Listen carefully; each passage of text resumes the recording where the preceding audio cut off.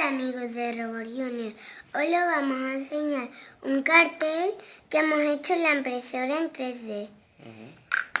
¿Qué pone? Jaula de grillo. De grillos. Ajá. ¿Y qué más se ha hecho? Se ha hecho De forma de que entre otra pieza, ¿no? que entre otra pieza. Y entonces... ¿Cuál es la otra pieza? La otra pieza. No la quieren dejar. Un momento, ahora la cojo otra vez. Es un grillo. Es un grillo que va enganchado entre la L y la A. Como veis, no se cae. Es un grillo de otro color, ¿no? Un verde más clarito, ¿no?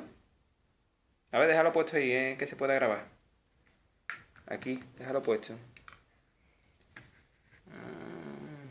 Mira.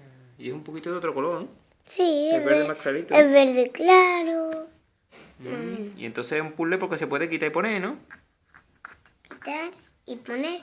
Pero te tienes que quedar con la posición del grillo. Porque, por ejemplo, aquí encaja. No.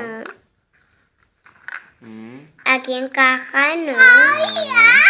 Aquí sí. Ahora te vamos a dar grillo. Es que a Naira le ha gustado mucho el grillo. Ahí es donde encaja. Muy bien. ¿Ves? No se cae. ¿Dónde encaja? Muy bien. Pues vamos a darle grillo otra vez a Naira, que le ha gustado ya el bichito. Ahí para ti. Ahí va. El grillo lo tiene Naira. Bueno, ¿te despides de tus amigos? Adiós.